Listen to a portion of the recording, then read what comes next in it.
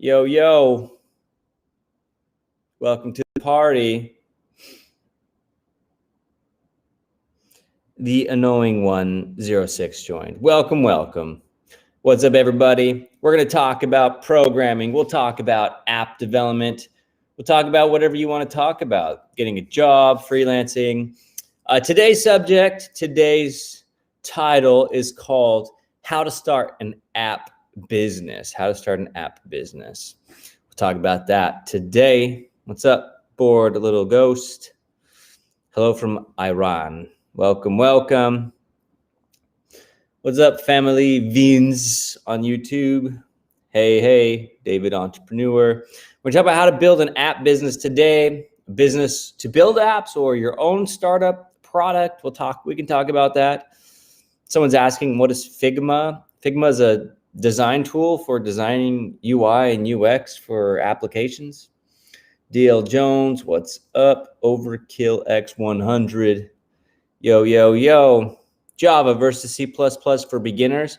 If you're talking about which one's easier to learn, Java is going to be way easier to learn than C++. What's up, everyone? Feel free to ask any questions about programming, about app development, anything in between. What's up, Benjamin? Tech Girls Code. Hi, great coach. Yo, what's up, a ref? Leandro, welcome. What programming languages do I use? Most regularly, I use JavaScript, TypeScript, Swift, C#. Yeah, that's me. What's up, everybody? Which is the best language for coding? There's no such thing. It's using the right tool for the right job. That's like saying which tool at Home Depot is the best tool. Every tool has a different purpose. It has a different job. All right. Tips on finding a job, matching all the skills required. It's about developing those core skills, those base skills. And then what you do is you just go find the right job and you try and get their attention on your resume. Why do most people prefer web dev than app dev? So one of the reasons why web development is so popular is, yes, it can be used for everything, but the bigger reason is that you can do it on a cheap $300 laptop. When you build apps, you need to have a pretty good computer. People don't want to spend $1,200 on a Mac. People don't want to spend $800 on a Windows machine that, has 16 gigabytes of RAM and all the things you need for, let's say, Android, right? So one of the biggest reasons is because it's more expensive to become an app developer. And a lot of people who are getting into programming are broke. So being able to do it from a cheap computer, it has a big appeal for a lot of people. That's why a lot of people start with web development. That's just one of the reasons, What's up, everybody? Shoot your shot. Gonna do Python, MySQL, Django, and machine learning. Is it Hood? Yeah, that's cool. I think that's a good stack for whatever you want to do. Is front end enough for recent graduates or to be full stack? Yeah, just master front end. Like full stack jobs for new developers. Like, I don't know. I've worked for a lot of companies and startups, and they didn't nobody ever brought in brand new developers to do full stack. It was like, I need someone to help me with the front end. And then over time, they started doing some back end stuff. So just master the front end and you'll get a job. What's up, everybody? Dylan started freelancing on Fiverr using Xcode and Swift and making loads of money. That's cool. Hey, Mark, I'm in your iOS program. At which point in the course can I start freelancing? Once you're a master with APIs, you can talk to APIs, you can do the authentication, all that stuff.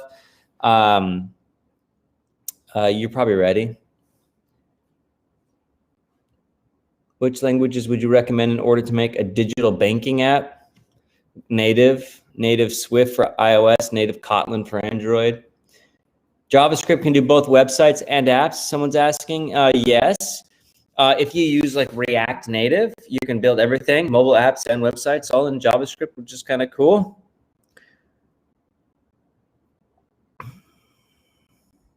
How to show that I can make apps different and better to client. That's about the sales process, Aref. You need to send Loom videos to potential clients, and you need to help. They need to understand that you understand their problem, what they need to solve. They don't, when you come in and if you're like, dear kind sir, I know PHP, MySQL, HTML, CSS, and I can perform all of the proper requirements, like no one wants that, right? That's stupid. People want to know you can solve the problem. If someone's looking for a landing page, they don't care about the technology in most cases. They just need the results. So you say, I build highly optimized landing pages in 48 hours with, this integration and that integration, email integration, maps, and I can rank you 98 on the Google page speed checker. Like, people want to hear things like that. So it's about presenting your offer in a way that convinces somebody that you can do what you need. Listing what you know, the technologies that you can do, is the worst way to take freelancing projects, because then you're just a number like everyone else. How long do you advise for one to stay on the front end before moving to the back end? Joshua, I always tell people, get good at something until you're getting paid with it. If you're paid as a front end developer, then start learning back end right away if you want to move in that direction. But get paid to do something first, and then start expanding and branching off. Advice for AI startups.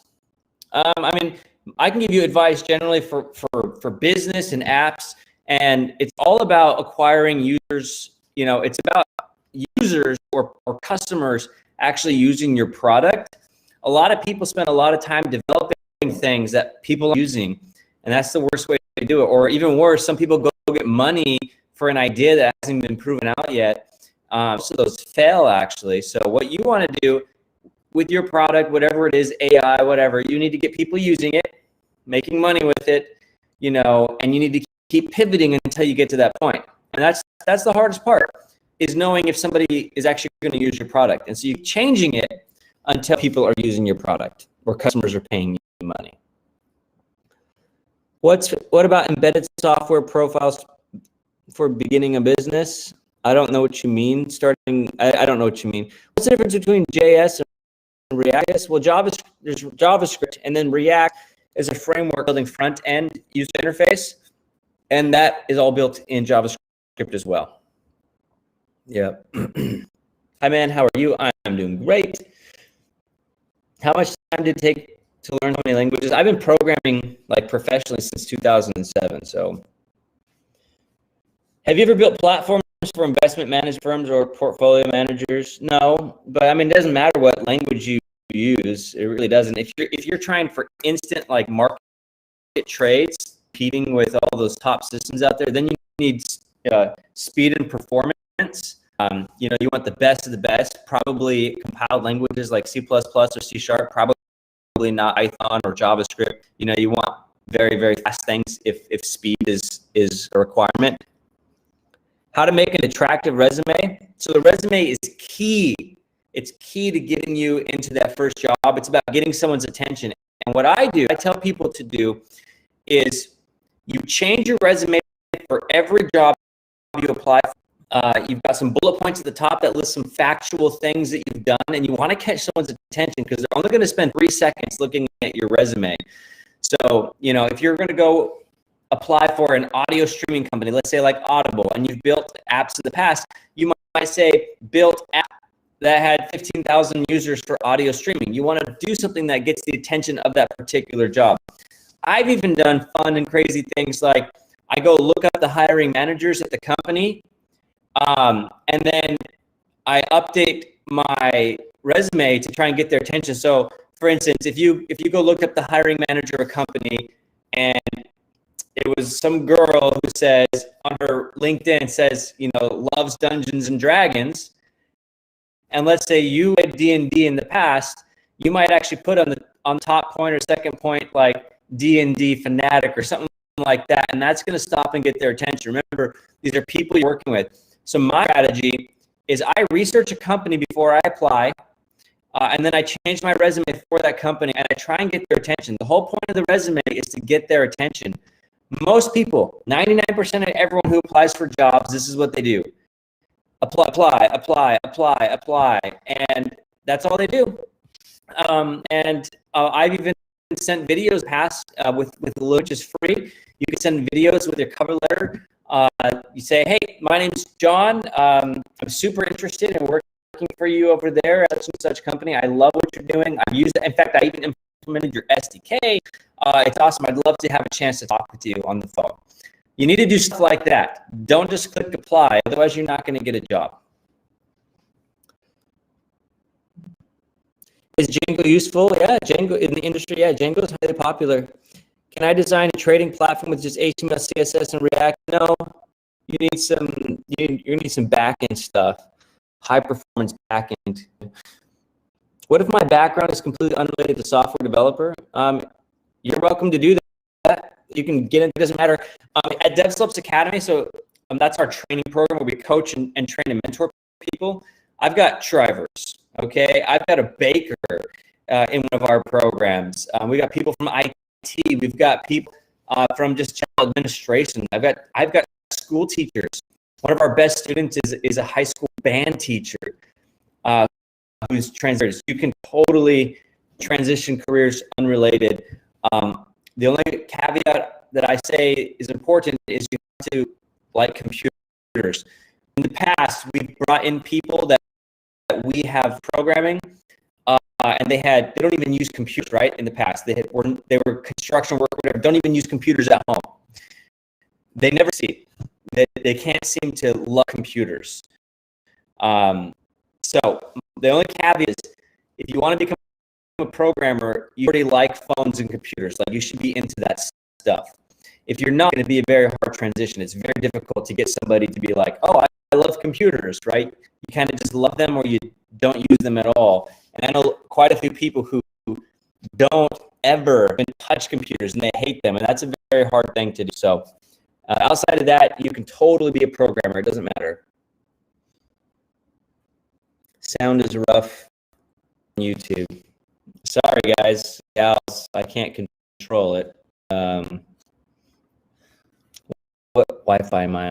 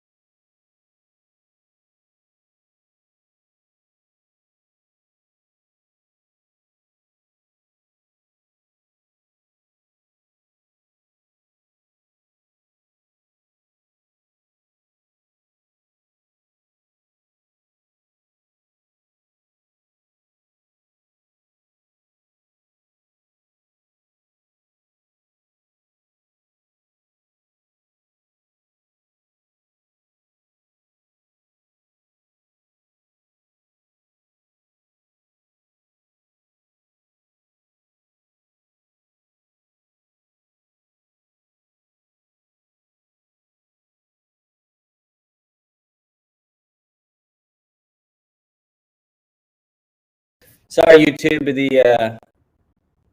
It switched to my house Wi-Fi instead of my office Wi-Fi. So if you can't hear me, sorry. But anyway, yeah, devslopes.com/apply. Get on the phone. We'll talk about your career goals.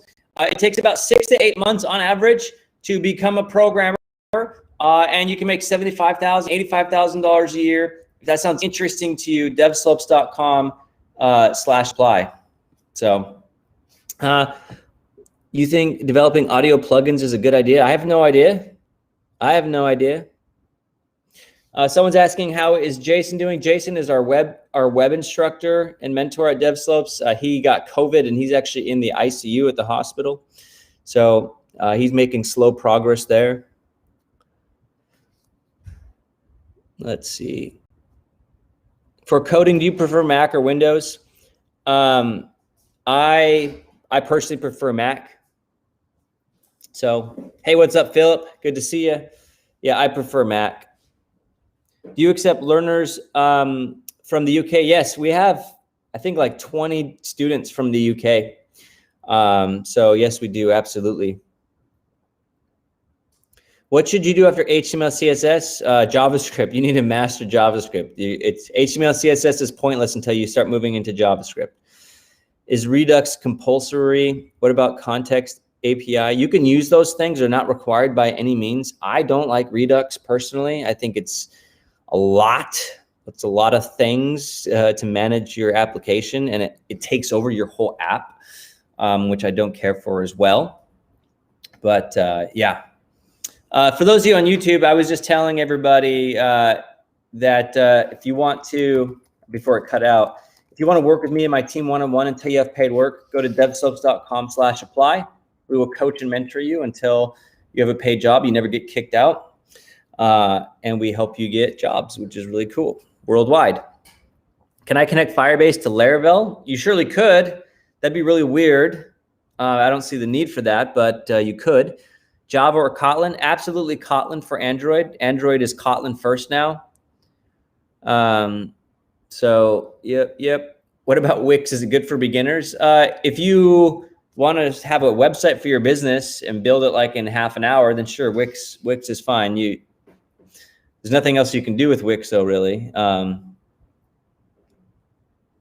Hey, man, I'm a big fan. Awesome. Welcome. Hey, which Udemy course is best for Flutter? I have no idea. I don't advocate Udemy courses. I'm trying to make my own CSS component library. Any suggestions? I don't know how to answer that. I'm sorry. Where you take your codes? I don't know how to answer that either. That's funny. Is Wix like WordPress? It kind of is. It's even dumber and simpler, and it's for people who want websites for their business that can do different things. WordPress, you can customize a lot more. What do I think of Flutter? I think Flutter is fantastic. It's amazing. It's my favorite cross-platform development tool. I think it's going places, and the development experience is amazing. It is far better than React Native. Like, you will just love it far better. React Native is a huge pain. Python or C++, just depends on what you're trying to accomplish with your life, your projects. That's all I could say, really. Any tips for forgetting what you learn? Yeah, it's about building projects. Too many people watch all these tutorials. You've got to build projects, something that's meaningful to you, where you're forced to go in and solve an issue. That's the fastest way to learn. What is a short brief about Firebase? Firebase is a set of tools, serverless tools, that allow you to have your own database without having to, let's say, build your own or learn a new language. So in a normal world, you might have, let's say, the front end, a website or a mobile app, and then you'd have to build the back end, let's say in Python or in JavaScript with Node or Ruby on Rails or C#.NET, whatever.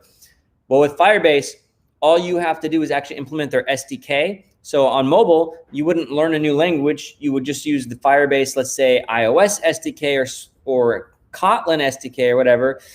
And then Firebase will manage your database for you and do all those connections for you, all that hard work for you. So it's really great for starting products or apps or building things on freelancing for businesses and individuals. It's backed by Google, Google Cloud. It has all kinds of other tools too, like analytics, push notifications, all these things you have to write lots of code for normally on your own. Firebase will do all that stuff for you, which is really nice.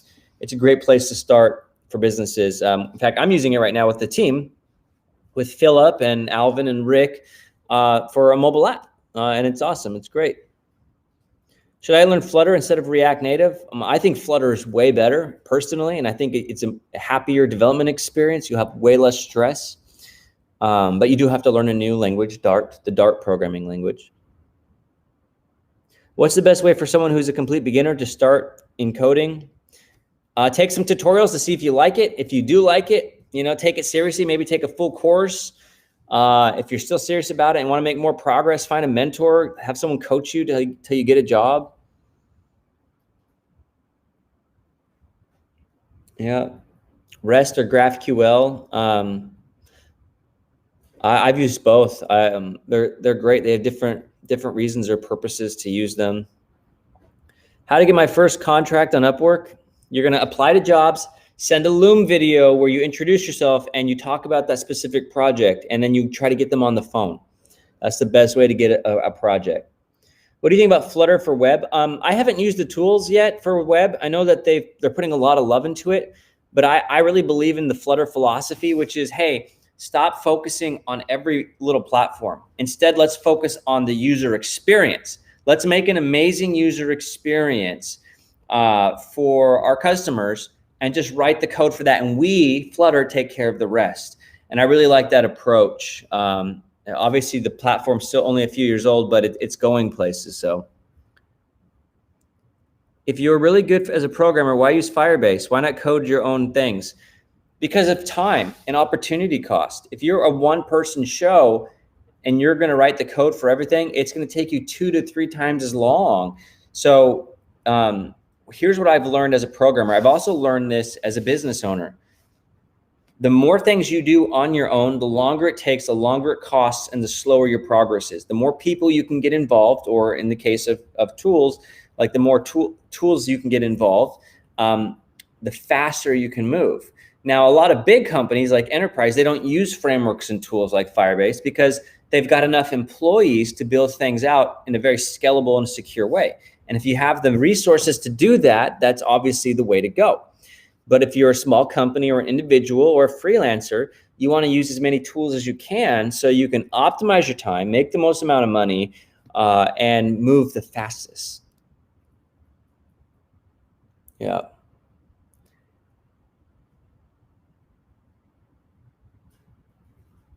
Can you make more Unreal tutorials? Yeah, I don't know. Maybe one day. I'm not in that space right now. So, do you guys hire interns? I do, Tom, but it's always students from our DevSlopes Academy. I don't hire from outside sources. It's in my best interest to take our students and help them have as much success as possible. So anytime I have paid work, I only hire students from DevSlopes Academy. And they're good. Like, they're really good. I've paid some students to do some amazing things, and they've done some great work. So yes. Do you have Flutter courses? We do have a Flutter course, I think on Udemy. Yeah, but our main programs at DevSlopes is the DevSlopes Academy for iOS, DevSlopes Academy for Android, and DevSlopes Academy for web development, front-end web development. We train you, and then we coach you, and then we help you get a job. We will work with you continually until you're a paid developer. Devslopes.com/apply, and you can join the Academy. We've got payment plans, financing, all kinds of cool things to help you get in. If you know how to code, why not hire coders from Upwork to complete your client projects? Is that management hell? Well, it can be. It surely can be. A lot of people think they're going to be real smart and beat the system. Like, I'm going to start a freelancing company, and what I'm going to do is just hire a bunch of people to do the work for me, right? But then the developers aren't delivering on time. Let's say you've got 3 projects going on. All of a sudden, the client wants to change, and then your developer gets sick. And then what do? You got to find another developer. Like, it can become a nightmare. I've been there. I ran a consulting company. So again, there is opportunity cost doing things yourself, but then there's also managing things. So if I was going to do consulting again, what I would do is I would hire an international team. Now, they wouldn't be working for themselves. They would be working for me. I'd go to that country, probably set up a business, or in the least, I would just make them a full-time contractor employee. And I would make them full-time because I want people I can trust, that I can rely on. And so I would bring them in, I would mentor them, I train them, I treat them like family, treat them like an employee, and then I build my team that way. Because when you're outsourcing to various contractors, you can't trust people. You can't trust them to deliver. And then if you find someone that you can trust, the next time you have a project, they may not be available, right? Because they're doing something else. So it can be completely crazy. Do I have a tutorial on Unreal Engine? Yeah, on YouTube, DevSlopes YouTube, Unreal Engine. I think I have a tutorial on there. It's the most watched Unreal Engine tutorial out there. It's like over 1 million views. So yeah, pretty cool. Yeah, I got a million views on YouTube. Thoughts on elevator tech? What? I don't know what that means. Like, are you talking about technology for elevators? Like, I don't know what that means. What's up, Vince? Can international students participate in the DevSlopes Academy? Yes, we take international people, and we have international pricing depending on which country you live in. When did you start coding? Professionally in 2007.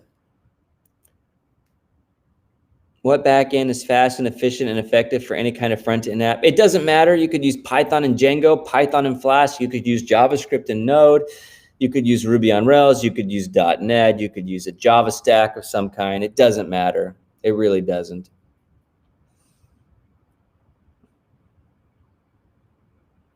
Is JavaScript necessary for Android dev, or is Kotlin enough? No, just Kotlin. You just need Kotlin. To be a CRUD app, does the app have to interact with an API or just a backend? CRUD just means create, read, update, delete.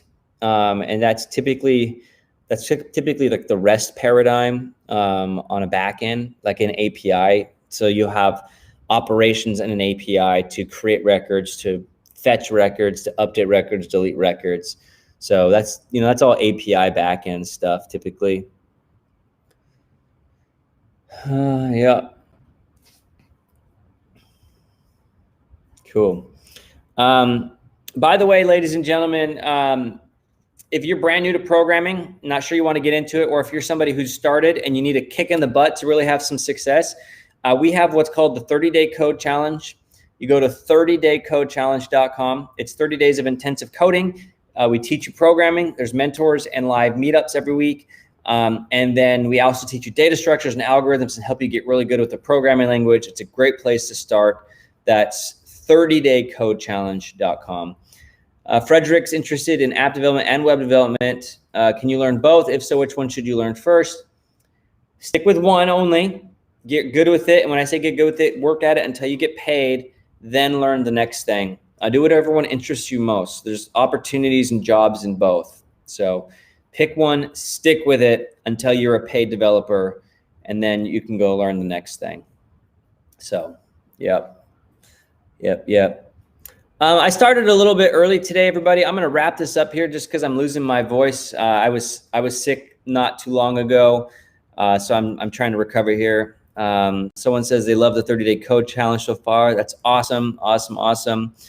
So anyway, everybody, if you're interested in becoming a paid developer, making $75,000, $85,000 a year between 6 and 8 months from now, join the DevSlopes Academy. You can go to devslopes.com/apply, and you can work with me and my team. We will coach you and mentor you until you have paid work. Unlike a boot camp that kicks you out after 16 weeks, we keep working with you because learning to code is a journey and it takes time and mentorship and coaching. So devslopes.com/apply. I do these live streams every single day, Monday through Friday at 3:30 p.m. Central Time. And feel free to ask any questions. You can also email me, mark@devslopes.com. I'm going to log out here. Thanks, everyone, for hanging out.